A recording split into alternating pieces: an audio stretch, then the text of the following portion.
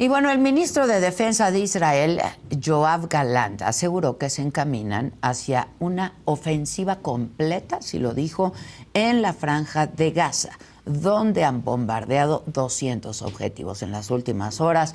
El ejército israelí mató a 2 líderes políticos de Hamas y desplegó más de 300,000 soldados en la frontera con Gaza. En tanto, Siria también lanzó cohetes sobre territorio israelí. Hasta este momento van 2.200 muertos de ambos lados. Y desde la Casa Blanca, el presidente de Estados Unidos, Joe Biden, el día de ayer condenó enérgicamente así los ataques de Hamas en territorio israelí. The brutality of Hamas, his bloodthirstiness brings to mind the worst rampages of ISIS. This is terrorism. But sadly, for the Jewish people, it's not new. This attack has brought to the surface painful memories and the scars left by a millennia of anti-Semitism and genocide of the Jewish people. Y acompañado por la vicepresidenta estadounidense, ahí la veíamos, Kamala Harris, y el secretario de Estado, Anthony Blinken, Biden garantizó todo el apoyo de su país al gobierno de Israel. And we will make sure Israel has what it needs to take care of its citizens, defend itself, and respond to this attack. There's no justification for terrorism. There's no excuse. Hamas does not stand for the Palestinian people's right to dignity and self-determination. Its stated purpose is the annihilation of the state of Israel and the murder of Jewish people. They use Palestinian civilians as human shields. Bueno, para hablar más de este tema, ayer ustedes me pedían que alguien nos explique qué es lo que estaba pasando, cuáles son los antecedentes y cuál podría ser el escenario próximamente. Nos acompaña Francisco Gil White, él es antropólogo, historiador, analista político que edita la página More, The Management of Reality, que es la administración de la realidad. Francisco, gracias. Verás ayer, pero te agradezco mucho. Gracias por estar aquí. Con mucho gusto. Hay mucho tráfico, lo sé. Sí, tremendo. Ya el Waze ya no puede conocer de México. Ya sé. Nadie. Sí. Creo que nadie.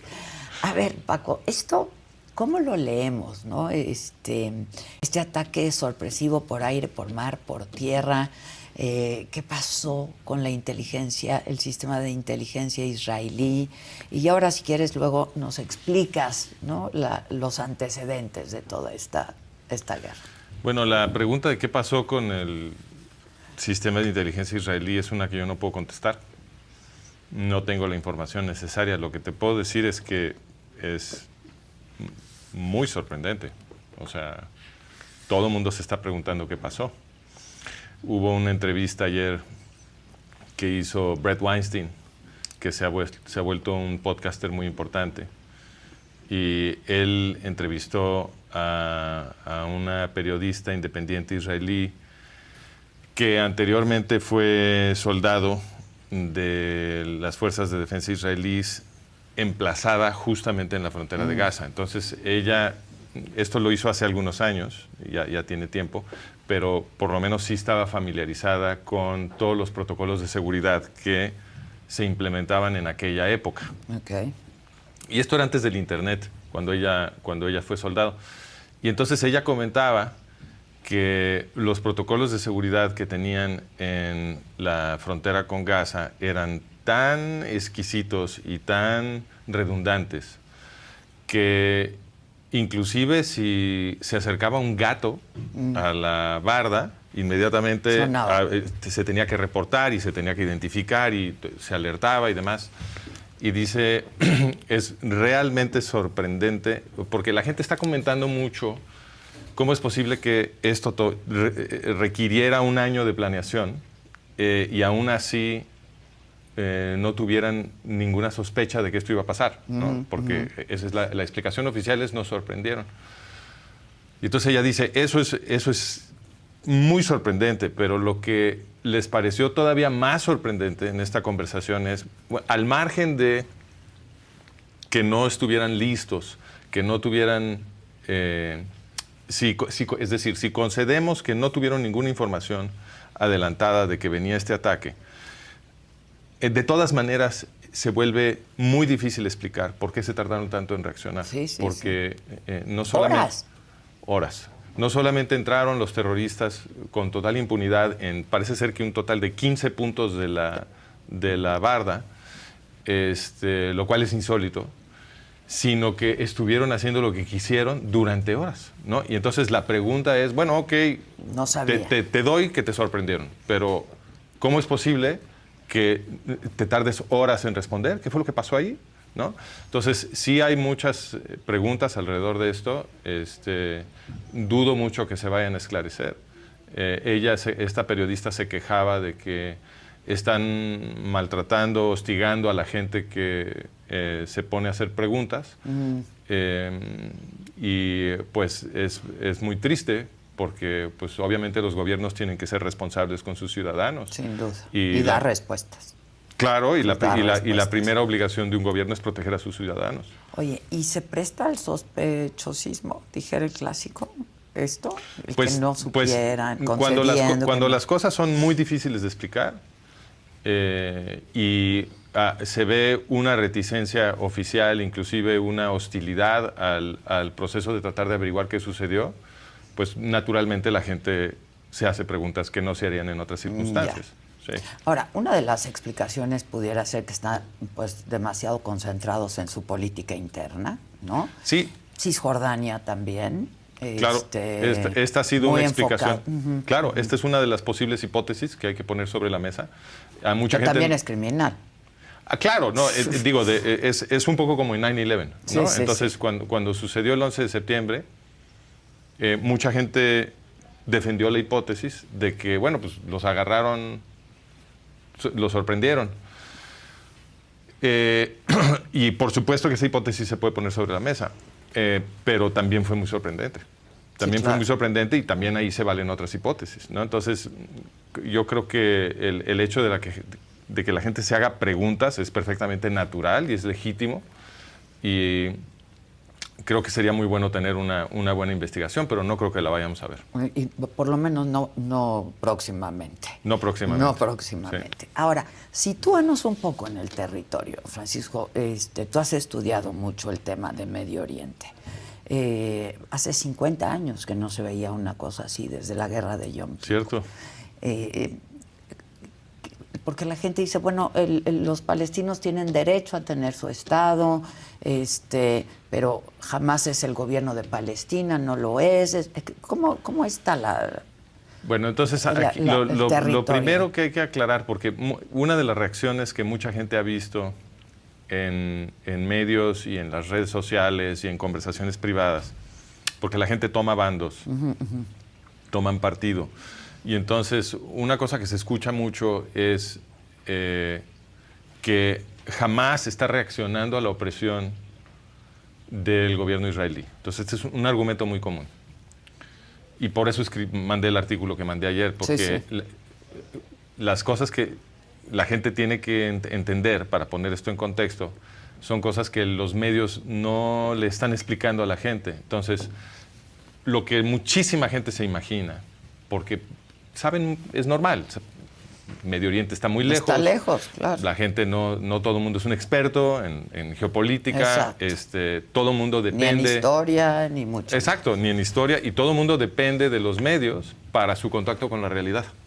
O sea, no tenemos contacto directo con la realidad. Es a través de los medios. La vemos a través de los medios. Entonces, si los medios no están informando correctamente, o en el peor de los casos están desinformando, pues naturalmente que mucha gente acaba con una percepción del mundo que está equivocada, y en base a esa percepción hacen juicios. Entonces, mucha gente percibe o está segura, ¿no? En su mente está segura que lo que está sucediendo es una consecuencia de la opresión israelí en Gaza. Lo que no saben es que Israel no gobierna Gaza. La gente cree que Israel gobierna Gaza. Israel no está ahí. Israel hizo un proceso de desalojo de Gaza en el año 2005. Le vendieron a la población israelí y muchísimos apoyaron que desalojar Gaza sería una medida de construcción de confianza, como le dicen, para demostrarle a la población árabe palestina que los israelíes quieren la paz. Y dijeron, bueno, nos salimos de Gaza, dicen que quieren un territorio, nos salimos de Gaza, que lo gobiernen, que se autogobiernen los palestinos, y entonces con eso demostramos que hay buena voluntad y avanzamos el proceso de paz. Esa fue la idea. Y el ejército israelí entró a Gaza, desalojó por la fuerza a los judíos que vivían en Gaza. Ellos no se querían ir. Los sacaron a la fuerza los militares israelíes y se evacuó. El gobierno israelí evacuó Gaza. Desde 2005 el gobierno israelí no está en Gaza. Entonces, ¿cómo oprime el gobierno de Israelí a los árabes palestinos en Gaza? La respuesta es, no los oprime, él no los gobierna. El gobierno de Gaza es Hamás. Entonces, los que se quieren, la objeción moral, que es perfectamente razonable, a las condiciones que sufren los árabes palestinos en Gaza, es una objeción que hay que ir a poner en la puerta de Hamás. Claro. Y es cierto que... Porque gobierna Hamás. Porque gobierna Hamás en Gaza. Entonces, que es un grupo terrorista. Esa es la siguiente cuestión. La gente no sabe qué es realmente Hamás. Entonces, ellos se imaginan, porque muchas veces se maneja en los medios. Por ejemplo, si hiciéramos un recuento de cuántas veces los grandes medios dicen que Hamás son militantes en vez de terroristas, ¿no? Yo creo que la columna de militantes sería muchísimo más grande que la columna de menciones. Y lo correcto es decir que son terroristas, no militantes. Ellos son el gobierno de Gaza. Por imposición. O nadie los... Esa es una historia muy interesante, ahorita te la platico, pero el punto al que quería llegar es que la ideología de Hamás no es un secreto. Ellos la escribieron en su constitución y la ideología de Hamás no dice que ellos están luchando contra la opresión. Lo que ellos dicen en su constitución es que ellos están haciendo la guerra contra los infieles y no quieren un Estado palestino junto a un Estado judío. Lo que ellos quieren es exterminar al pueblo judío y limpiar todo Medio Oriente de la presencia de judíos.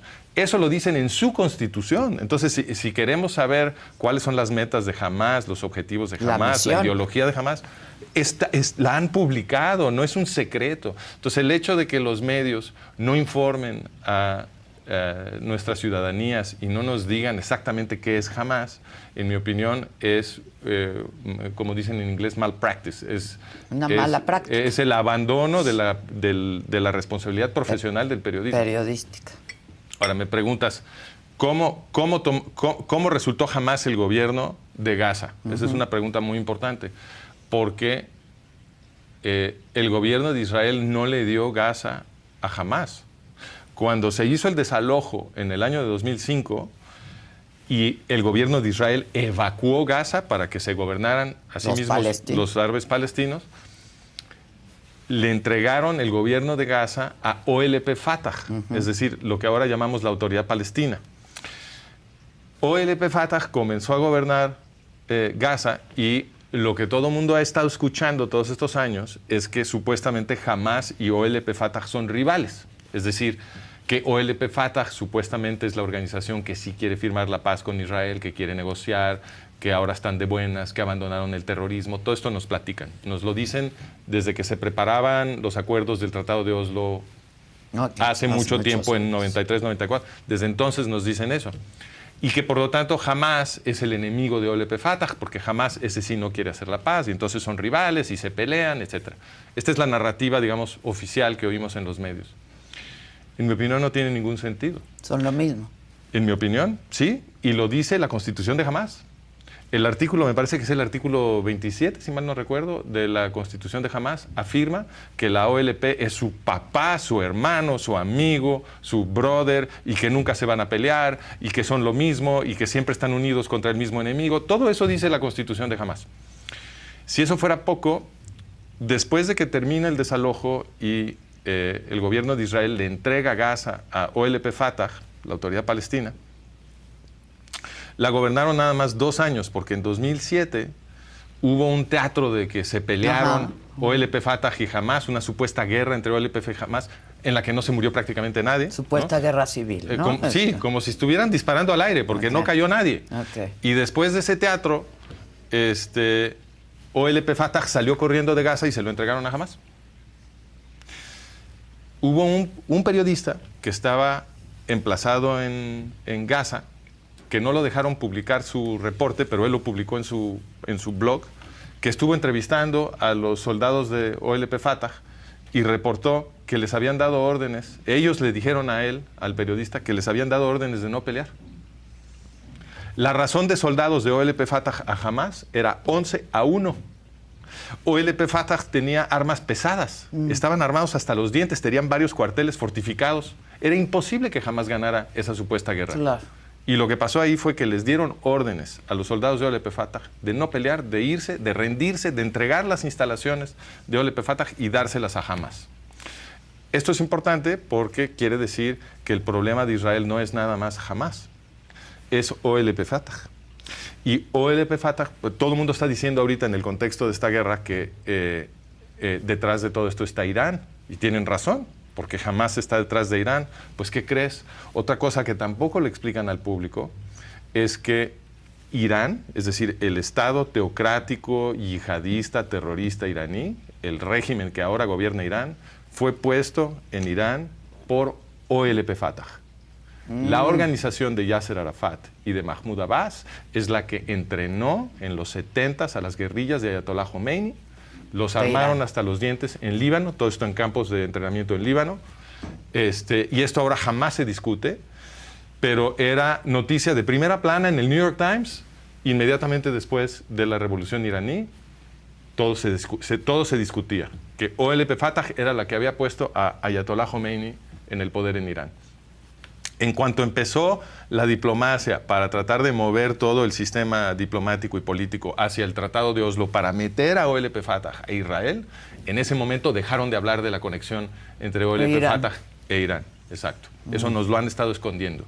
Pero OLP Fatah es la creadora de Irán. Hay una relación íntima entre OLP Fatah e Irán. Nada más triunfó la revolución iraní, Ayatollah Khomeini, los primeros dos dignatarios invitados a festejar con Khomeini la revolución iraní fueron Yasser Arafat y Mahmoud Abbas. Claro. Y tenían un poder adentro de Irán fenomenal porque ayudaron a crear los servicios secretos iraníes y de hecho durante un tiempo fungían como el Ministerio de Relaciones Exteriores de Irán. Entonces el problema que enfrenta Israel es mucho más grande que Hamás y el peligro que ahorita enfrenta Israel es que se produzca un ataque mucho más grande por la percepción de una vulnerabilidad, por estar ocupados en la operación en Gaza. Exactamente. Entonces, pero le puede venir por todos los cualquier lado. Y no es imposible que este sea el primer movimiento de un ataque mucho más grande. Esperemos que no sea así, pero no es imposible que se esté preparando un ataque mucho más grande de los enemigos musulmanes de Israel que nunca han abandonado, aunque algunos han firmado papelitos, pero la realidad es que nunca han abandonado su objetivo de destruir el Estado de Israel. El Estado de Israel. Que vive, o sea, el Estado de Israel está en medio, ¿no? Ya lo vimos en 48, lo vimos en 67, en 56, en 73.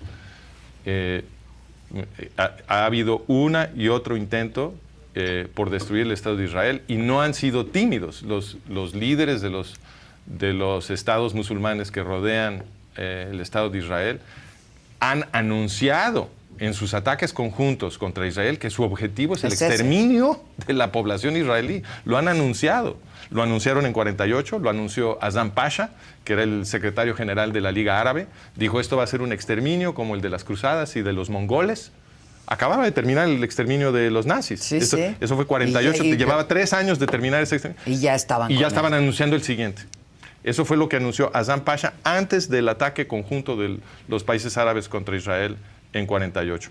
En 67, otra vez, Gamal Abdel Nasser dijo que iba a ser un exterminio, que iban a entrar a Israel con las arenas de Israel todas bañadas de sangre, etc. Entonces, no son tímidos, no han sido ambiguos sobre cuáles son sus metas. Sus objetivos, claro. Para nada. Y entonces, si hay una proporción grande de la población mundial que cree que hay un objetivo aquí de crear un Estado y de vivir en paz con los judíos, y que los judíos israelíes nada más son muy necios y no han querido darles chance, etcétera. Esa percepción, que de hecho es muy extendida, sobre todo en las izquierdas, Sí, que no quieren dar territorio. es consecuencia de la desinformación. Es culpa de los medios que no han estado dándole el contexto a la gente de lo que realmente pasa en Oriente Medio. Exacto, y eso es lo que se requiere, dar contexto. Bueno, qué bueno que ¿no? lo estamos haciendo aquí. Exactamente. Ahora, ¿qué puede pasar? Ya nos decías, pues puede ser el mundo árabe contra Israel. Ayer Estados Unidos, que me pareció un mensaje histórico, el de Joe Biden. No sé qué opinas al respecto, contundente, claro, ¿no? No me parece que tenga ningún valor informativo la declaración de Joe Biden. ¿Por qué? Porque hay una cosa que se llama gramática política. A ver. La gramática política son todas esas cosas que los actores políticos tienen que hacer en público, porque de otra manera se desprestigian tanto que ya no pueden actuar. Pero en los hechos. Claro, la pregunta es qué realmente piensan y qué realmente están Van a haciendo. hacer, Entonces, claro. la gramática política rige, es el conjunto de reglas, literalmente gramáticas, porque te dicen qué puedes decir, qué no puedes decir, qué tienes que decir antes, después, en qué orden, qué afirmaciones puedes combinar y cuáles no. Una de las cosas que un presidente estadounidense a fuerzas tiene que decir todo el tiempo es que apoya a Israel, porque la población estadounidense prefiere que su gobierno apoye a un Estado democrático que a un grupo de terroristas. Entonces, han sufrido ataques terroristas. Claro, ellos, ¿no? Exacto. Entonces, en la gramática política de un Estado democrático como Estados Unidos, el presidente, cuando habla a medios, a fuerzas tiene que decir que apoya a Israel. Pero la verdadera política de Estados Unidos no se descubre analizando las declaraciones públicas, porque las declaraciones públicas se hacen para producir un efecto, no para informar. Entonces, lo que tenemos que investigar, a lo que le tenemos que poner atención, si queremos entender la verdadera intención de un gobierno, su verdadera política, son los hechos que cuestan miles de millones de dólares, que son los que implementan sus verdaderas políticas. ¿Y qué acaba de hacer Biden poquito antes de este ataque? Le regaló $6,000 millones a los iraníes. Sí, es lo que yo iba a decir. ¿De dónde sacaron dinero los iraníes? Pues de Estados Unidos. Claro, pero esto se ha hecho muchas veces. Y desde Obama. Por supuesto, desde Reagan. Sí, cuando pues subió al poder Ayatollah Khomeini, tomaron de rehenes a todo el personal de la Embajada de Estados Unidos, y Reagan, que se había electo presidente sobre la campaña de no negociar con los terroristas iraníes, lo que hizo fue negociar con los terroristas iraníes. Fue Reagan el que firmó el trato que había preparado Carter para darles, creo que fueron algo así como $8,000 millones para que soltaran a los rehenes de la embajada. Y eso no es nada.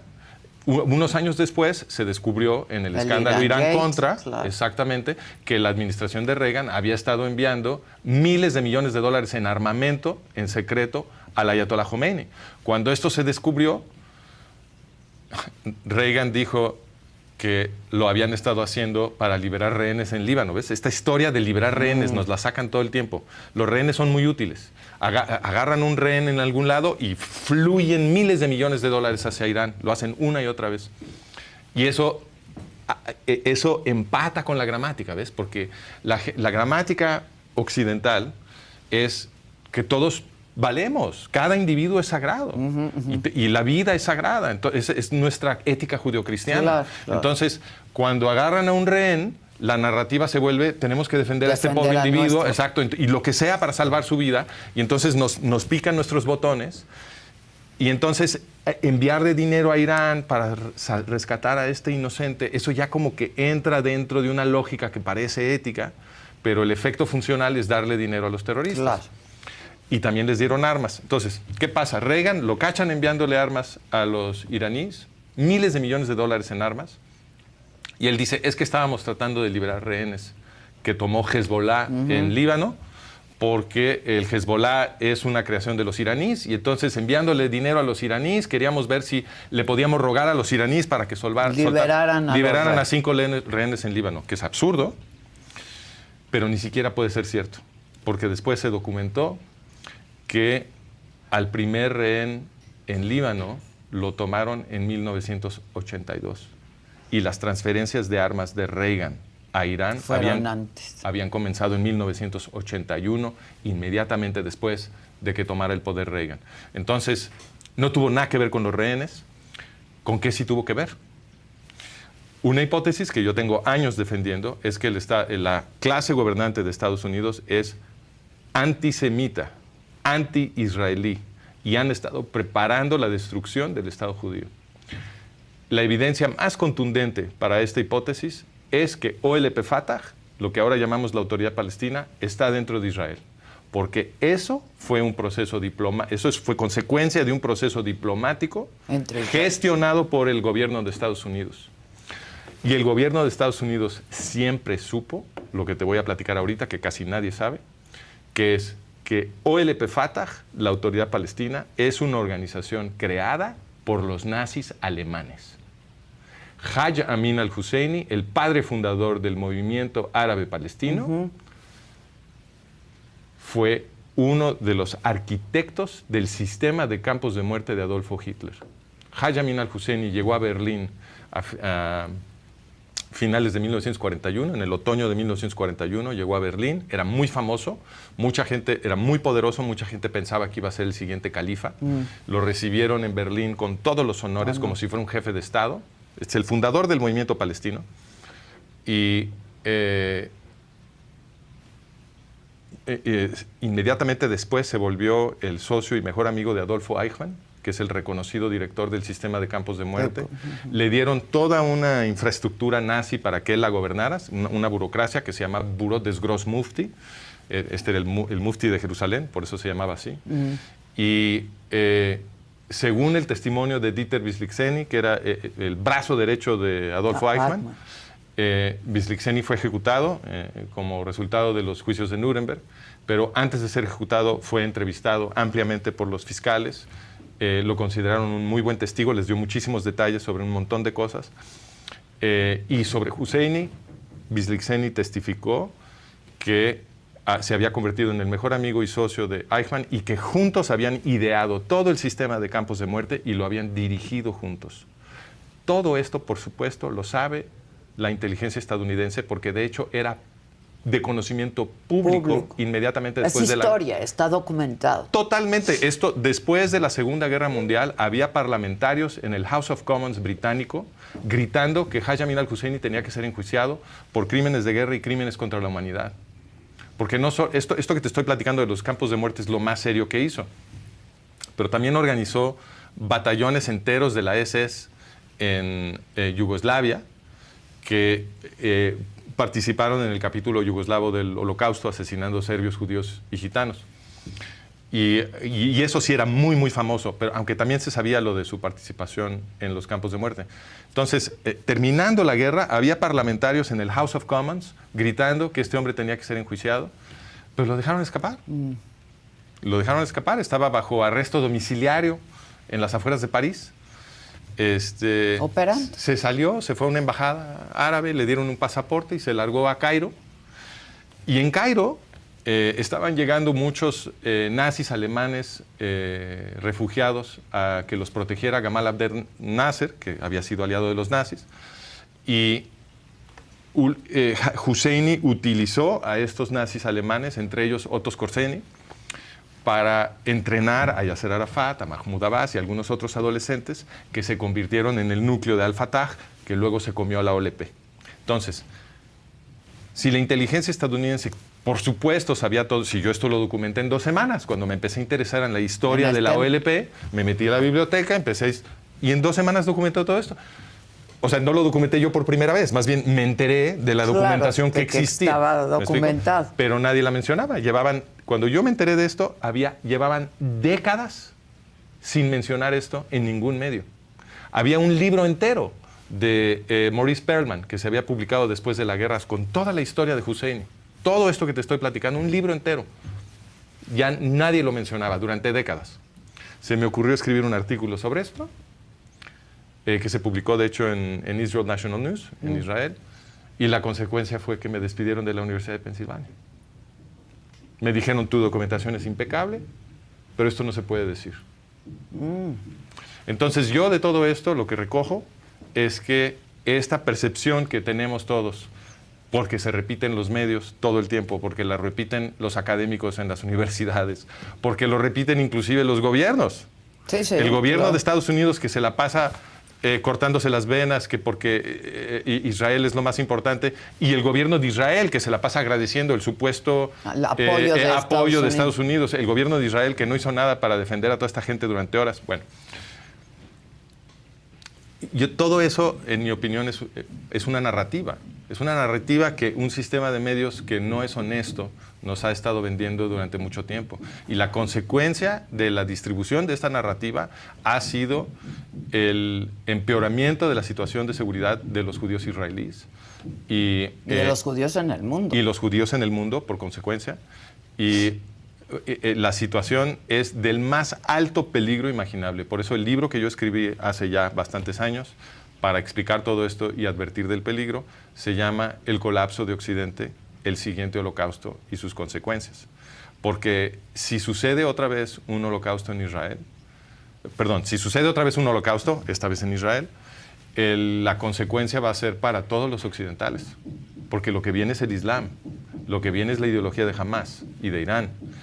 Y que además ya están por todos ya están por todos lados. Por todos exactamente. lados, ¿no? Este es el momento de defender Occidente. Y lo vimos en la Segunda Guerra Mundial, porque este es un proceso histórico que tiene una contundencia y una estabilidad impresionante. El antisemitismo es la herramienta de los opresores. El antisemitismo es la herramienta que usan los que quieren imponer un sistema totalitario sobre todos, no nada más. No es contra los judíos, es contra los judíos, pero no nada más, todos, es contra claro. todos. Lo vimos en la Segunda Guerra Mundial. En la Segunda Guerra Mundial exterminaron a los judíos, ¿cierto?, en Europa, pero también mataron a más de, claro. Algo así como más de 64 millones de personas que no eran judías. Que no eran judías, claro. Y cientos de millones los esclavizaron. Perdieron todas sus libertades. Entonces, los antisemitas son un peligro para todos. Y lo que los occidentales no han visto es que esta narrativa con la que los reclutan al antisemitismo, porque hay ahora protestas en Australia a favor de los palestinos, lados. En Londres, todo a favor de los palestinos. Ellos creen que están defendiendo a los palestinos. Están defendiendo a Hamás. Hamás oprime a los palestinos. Igualito que los nazis oprimían a los alemanes. Porque cualquier grupo terrorista totalitario que toma el poder arrasa con todo el mundo. Claro, no puedes distinguir. Entonces, este es el peligro en el que estamos. Es un peligro para todo Occidente. Y no está todo perdido. Podemos defender a Occidente. Pero sí requiere de honestidad. De honestidad y que la gente se dé cuenta que el antisemitismo es un ataque contra ellos mismos. O sea, el antisemitismo es una ideología para oprimir a los gentiles, a los cristianos, a los musulmanes. Para eso es el antisemitismo. En todo el mundo musulmán la gente es esclava. Los únicos musulmanes que tienen derechos son los de la élite, ¿no? Y los de la élite y los que viven en Israel. Viven en Israel. Esos son los que tienen derechos. Los palestinos que viven en Israel tienen voto, tienen acceso al sistema legal, tienen miembros del Parlamento que ellos eligieron para representarlos. Hay un miembro de la Suprema Corte que es un árabe palestino. Hay palestinos que son soldados del ejército israelí. En donde no tienen derechos es en los países árabes musulmanes. Ahí son esclavos, porque esas no son democracias, son dictaduras represivas. Ya lo vimos en Irán, en las protestas recientes, cuando murió Mahsa Amini. Hubo una serie de protestas gigantescas, porque la población iraní reconoce que está oprimida. ¿Quiénes los están oprimiendo? Los mulas, los clérigos teocráticos que gobiernan Irán, que son los que están financiando a Hamás, que son los que hicieron estos ataques terroristas inhumanos en Israel. En estos días hemos visto en redes sociales mucho ISIS es igual a Hamás. Y es cierto. Bueno, ya lo demostraron. Ya lo demostraron. O sea, ¿no? Lo que realmente es importante poner sobre la mesa, porque es una cuestión moral y es una cuestión que nos invita a la conciencia, es ¿cuál es el argumento con el cual se justifica degollar a un bebé. Sí, ¿bajo qué argumento? ¿No? Porque la gente está diciendo que están a favor de Hamás. ¿Están a favor de degollar un bebé? ¿Eso es lo que están diciendo? Esa es la pregunta que tenemos que hacer a la gente que está tomando esta posición a favor de una organización terrorista. Y la otra pregunta que hay que hacerles es, ¿por qué crees que está sucediendo esto? Porque la gente entonces contesta, bueno, es que los están oprimiendo. Y ese es el momento de explicarles, Israel no los gobierna. ¿De qué hablas? Les da servicios, de hecho. Exactamente, les da servicios. Y Hamás en su constitución dice que no están luchando contra la opresión. Ellos dicen cuál es su ideología. Ellos dicen que están luchando contra los infieles. ¿Y qué crees? Los infieles somos todos nosotros. Claro. Primero van por los judíos, que son los que tienen al lado, y luego vienen por todos nosotros. Claro. Así es. Sí. Entonces, si no queremos perder Occidente, como lo perdimos en la Segunda Guerra Mundial, tenemos que despertar al peligro que representa el antisemitismo para todos nosotros, ¿no? Y el mundo árabe lo tiene clarísimo, y son audaces, ¿no? Lo que han estado construyendo, lo tienen muy claro. ¿Qué es lo que tienen muy claro? Acabar con el Estado judío y sí. acabar con los judíos. Ellos son elocuentes y no son ambiguos. No. Definitivamente. Entonces yo creo que son sanguinarios criminales. Son criminales, son monstruos. Son monstruos. Cuando tú asesinas a un bebé, lo que demuestras es que ya no eres humano. Ya no eres humano. Sí, ya no eres humano. Te has convertido en un animal. Porque lo que definitivamente es indiscutible es que ese bebé no te estaba haciendo nada, no puede. Entonces, cuando tú matas a un bebé, lo que estás demostrando es que tú eres un racista, que tú asesinas a la gente por quién es, no por lo que hace. No hay ninguna distinción entre esta gente de Hamás y los nazis alemanes, ninguna. La única diferencia es cosmética. Hamás tiene un argumento teocrático, y los nazis alemanes tenían un argumento pseudocientífico. Claro. Pero fuera de eso, la consecuencia funcional política es la misma. Es la misma, sin duda. Rusia es factor. Bueno, yo creo que en el asunto de tratar de entender el marco geopolítico más grande alrededor de esto, aquí todo el mundo se vuelve factor. Porque una cosa que no podemos negar es que la atención del mundo siempre está sobre Israel. Siempre. Es un pedazo de tierra tan chiquito. Diminuto. Diminuto. Es del tamaño de Nueva Jersey. Sí. Prácticamente no existe el Estado de Israel. Y, sin embargo... Yo le decía al auditorio, lo recorres de norte a sur en 4 horas en exactamente. coche. Sí, yo lo he recorrido. Y a pesar de su diminuto tamaño, captura la atención de todo el mundo todo el tiempo. ¿Por qué? Yo pienso, el argumento que yo he defendido, es que las cosas que son buenas en Occidente, las cosas que atesoramos como occidentales modernos, como...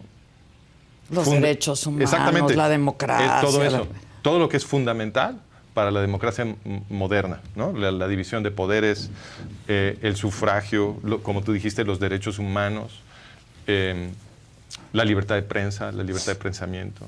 Todas estas cosas que nosotros consideramos fundamentales para vivir en paz en una democracia moderna, todo eso viene del judaísmo.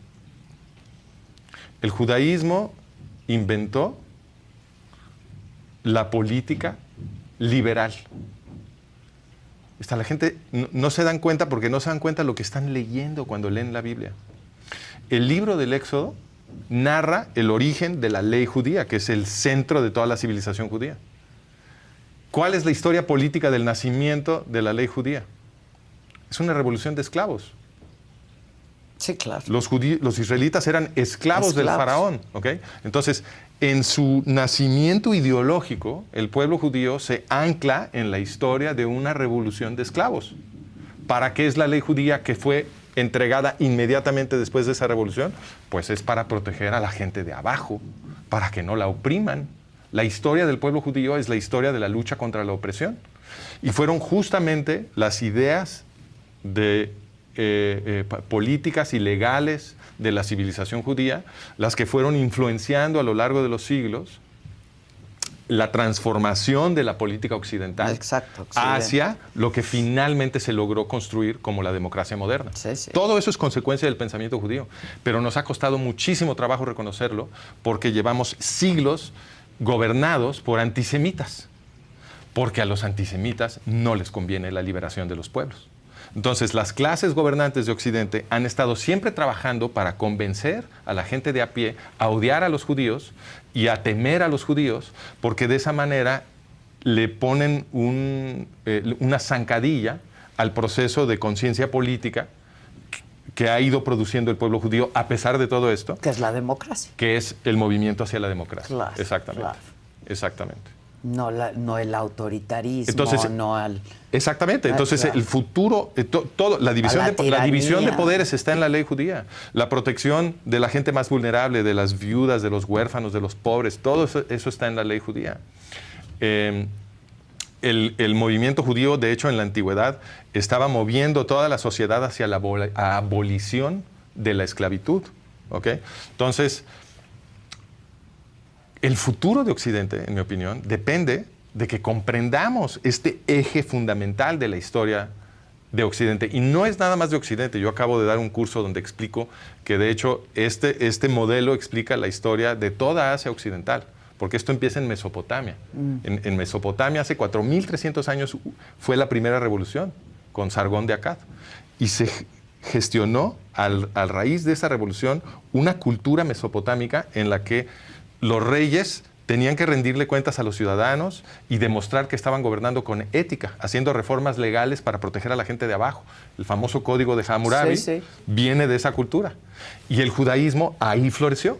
Floreció en la cultura mesopotámica, en la ideología de lo que yo llamo el semitismo, que es lo contrario del antisemitismo. El semitismo es la búsqueda de los derechos humanos, del respeto al prójimo, amarás a tu prójimo como a ti mismo, que es el mandamiento levítico 19-18, que el rabino Gilel el Viejo, el más influyente de todos los tiempos, dijo, este es el mandamiento que organiza todo el pensamiento de la civilización judía.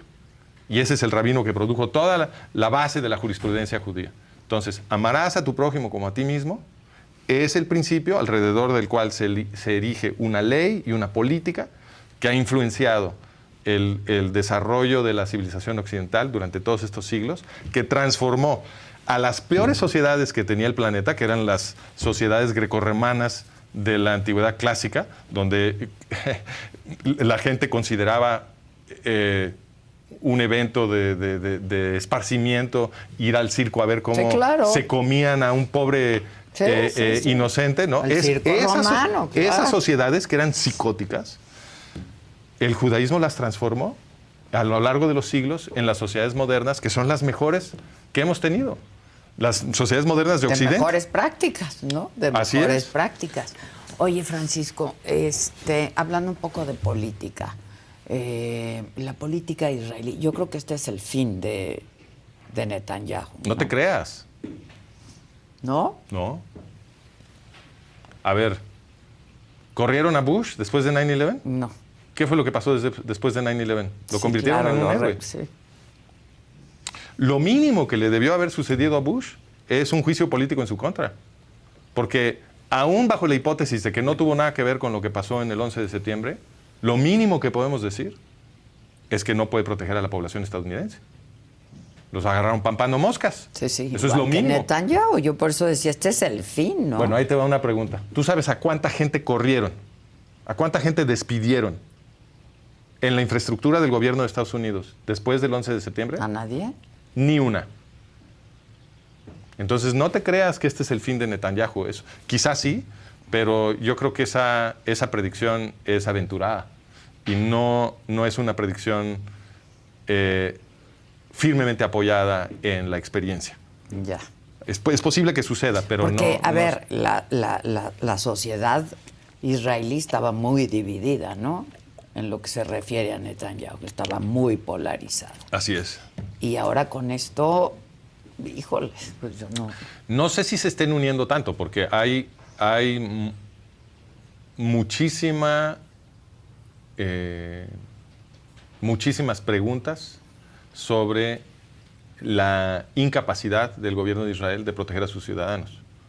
Y eso no se ha ido. Hay mucha gente muy enojada. Muy en enojada, Israel. claro. Y con razón. Pues sí. Entonces, sin duda, se están uniendo en defensa de su territorio, eso sí. Pero las divisiones políticas, las divisiones intestinas, yo creo que van a seguir. La respuesta del presidente López Obrador, sabiendo que hay 5,000 mexicanos en Israel, ¿cómo te pareció? Pues yo conozco indirectamente porque escuché una descripción de lo que fue su reacción, pero yo no la he visto, entonces necesito que me digas qué. Que no iba a tomar partido. Que no iba a tomar partido. Bueno, pues... Que quieren la paz. Yo creo que este es el momento de definición, ¿no? Porque nuevamente, lo que jamás ha explicado sobre sus metas y su ideología y su manera de pensar y lo que quiere lograr en el mundo no es un secreto. Lo que hicieron no es ambiguo, lo presumieron. Claro. Ellos mismos subieron sus videos con sus atrocidades para que todo el mundo viera su hazaña. Y entonces, lo que ellos consideran una hazaña. Entonces, no creo que este sea un momento para fingir, ¿no?, imparcialidad, porque eso no es imparcialidad. Eso es simplemente falta de definición. Que no tiene nada que ver, ¿no?, con si crees que cualquier otra cosa, ¿no?, de política. Simplemente es una cuestión moral. Es, ¿no?, una cuestión moral. Es una cuestión moral. Y el presidente mexicano siempre ha dicho que él es un humanista. Entonces, claro, ¿cómo no te puedes pronunciar cuando ves eso que pasó? Yo creo que la reacción moral es pronunciarse en contra de Hamás. No hay otra posición moral aceptable, en mi opinión. La gente está preguntando muchísimo de tus datos, de tus cursos, todo eso. Bueno, pues si la gente está interesada en considerar venir a mis cursos, lo pueden consultar en mi website. El website se llama The Management of Reality. Entonces, si escriben en el navegador, escriben www.managementofreality.com. Ahí me pueden buscar, o que lo busquen en Google, también así me encuentran, Management of Reality. Y ahí están anunciados los cursos. Estamos a punto de iniciar un curso hoy sobre un evento histórico muy importante, que es el boicot de 1933, cuando se organizaron judíos y cristianos de todo Occidente. Inmediatamente después de que Hitler tomó el poder, se organizaron para boicotear al Tercer Reich. Y fue un evento épico, porque a pesar de que lo estaba haciendo la gente de abajo, sin ayuda de las grandes organizaciones o de los gobiernos, que de hecho estaban en contra, lograron imponerle un costo tan gigantesco a los nazis que estuvieron a punto de destruir al Tercer Reich en la cuna. Estuvieron a punto de salvar al mundo. Y es una demostración de lo que la gente común puede hacer cuando se une para salvar con una causa. Actúa para defender la ética y la moral judeocristiana de Occidente en contra de la barbarie. Es una tragedia que no tuvieran éxito en finalmente derrotar a los nazis, y eso tuvo mucho que ver con la falta de apoyo que recibieron, más bien del apoyo que no recibieron de las grandes instituciones y de los gobiernos. Pero el enorme costo que sufrió el Tercer Reich con este boicot, ya estaban inclusive produciendo revueltas dentro del partido nazi, o sea, estaban quebrando Alemania. Eso es, en mi opinión, es una historia que nos debería llenar de esperanza sobre lo que podemos hacer hoy para defender a Occidente, aprender de lo que hicieron nuestros abuelos y de lo que les faltó para, en esta coyuntura histórica, sí hacer lo que tenemos que hacer para defendernos de la barbarie y no permitir que Occidente vuelva a colapsarse. Alguien pregunta aquí que si tú eres judío. No, yo crecí en una familia católica. Y fue tu interés histórico, tú eres historiador. Lo que pasa es que yo crecí en una familia donde el antisemitismo estaba muy mal visto. Y desde chiquito me explicaron que el antisemitismo era muy peligroso. Y cuando me volví adolescente me empezó a interesar muchísimo la cuestión del racismo y entonces me convertí luego en antropólogo para justamente estudiar el fenómeno del racismo, que ha sido el gran tema de mi vida profesional. De tu vida profesional. Y ya graduado como antropólogo me empecé a enfocar más en el tema del antisemitismo porque empecé a intuir que había algo muy especial en términos de las consecuencias políticas para todos del antisemitismo. Entonces, la gente siempre me pregunta que si no soy judío, ¿por qué le estoy echando tantas ganas a defender a Israel y combatir el antisemitismo? Y yo les digo, a ver, es que no es un acto de caridad. Esto es autodefensa. Yo me estoy defendiendo a mí mismo. A mí sí me cayó el 20. Está la evidencia de la Segunda Guerra Mundial. ¿Qué hicieron los antisemitas? Se pusieron a matar a todos. Fue una guerra mundial. Sí, sí. El planeta entero se lo tragó esa guerra. No solo judíos. No, y la organizaron los antisemitas y nos estaban esclavizando a todos. Entonces, los antisemitas son un peligro para mí. Yo me estoy defendiendo a mí mismo y a mi familia y a mis amigos. Y a tu tribu. A mi tribu. A tu tribu. O sea, esto no es una caridad hacia los judíos. Esta es la defensa de Occidente. Cuando los occidentales entiendan que su propia autodefensa es lo mismo que el combate al antisemitismo, todos vamos a ser libres. Porque el antisemitismo es la herramienta del totalitarismo, de la represión, de la intolerancia. Lo vemos en todas las etapas de la historia. Los cristianos estaban siendo oprimidos por la Inquisición en el medioevo, ¿cierto? Sí. La Inquisición iba contra los cristianos, ¿cierto? Bueno, pues los líderes de la Inquisición eran antisemitas. Estaban organizando grandes matanzas, expulsiones, conversiones forzadas de judíos. Estaban prohibiendo a la gente leer la Biblia. La Biblia no se podía traducir a los idiomas europeos en el medioevo, porque había leyes en contra de eso. ¿Por qué? Porque si la gente lee la Biblia, se enteran en el Éxodo de que la ley judía viene de una revuelta de esclavos y que las leyes están diseñadas para proteger a la gente de abajo. Y entonces eso no les conviene. No les conviene. Se empiezan a producir revoluciones, que fue exactamente lo que pasó cuando los primeros protoprotestantes empezaron a traducir la Biblia, a pesar de estas leyes, y entonces empezaron a gestionar movimientos que empezaron a pugnar por que se desmilitarizaran las ciudades europeas, porque se permitiera la libertad de culto, porque no se oprimiera a la gente pobre, etc. Los movimientos protoprotestantes y luego protestantes eran muy modernos.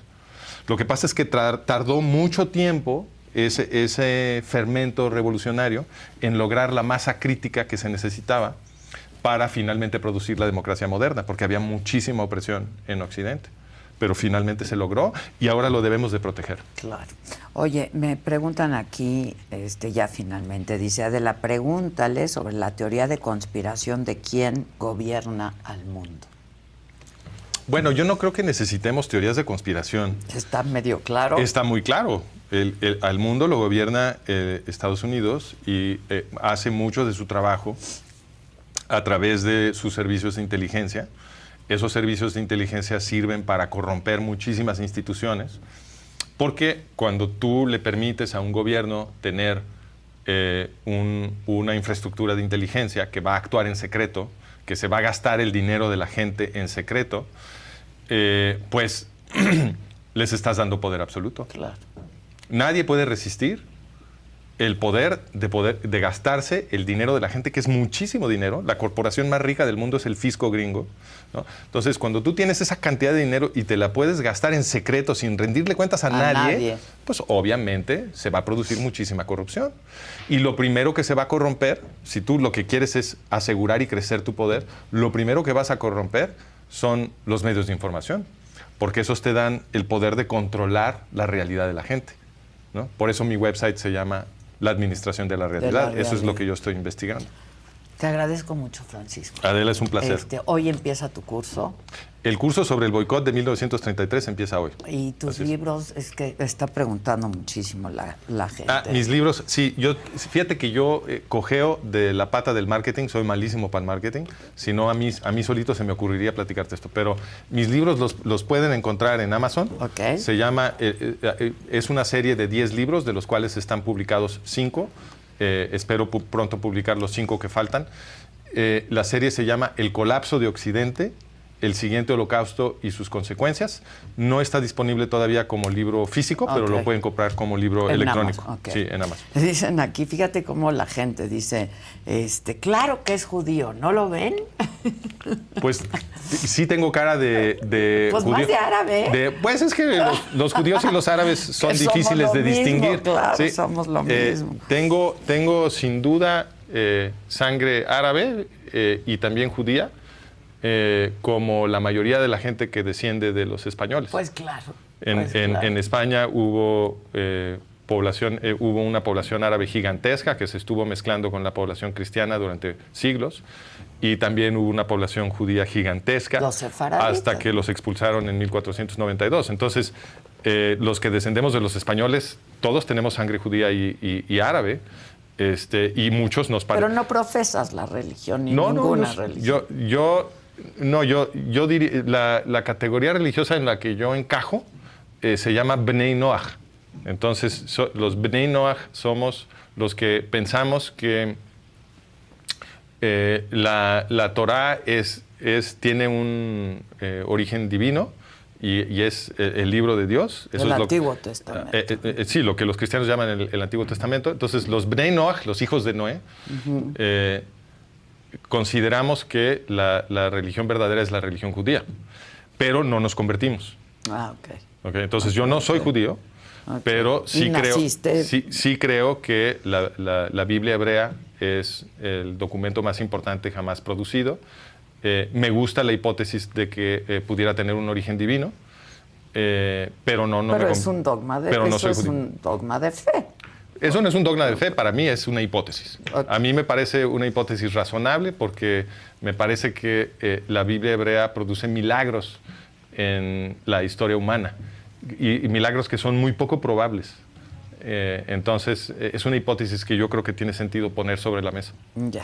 Gracias, Francisco. Con mucho gusto. Muchas gracias, te lo agradezco muchísimo. Gracias. Oigan, ayer les presenté una entrevista con Clara Brugada y estos son algunos de los destacados de la conversación, que ya está en línea, por cierto. ¿En qué momento empiezas a caminar al lado del presidente López Obrador? Fíjate que yo lo conocí hace 30 años, cuando él venía de Tabasco, en el éxodo por la democracia. Allí nos conocimos y estuvimos con él en los momentos más difíciles, que ganara la Ciudad de México cuando fue jefe de gobierno, frente al desafuero. Y después yo me salí con él del PRD y decidimos construir Morena, y en poco tiempo logramos que pues la gente harta ya de lo mismo votara por Morena y él fuera presidente de la República. ¿Sería secretario de Salud en tu gobierno López-Gatell?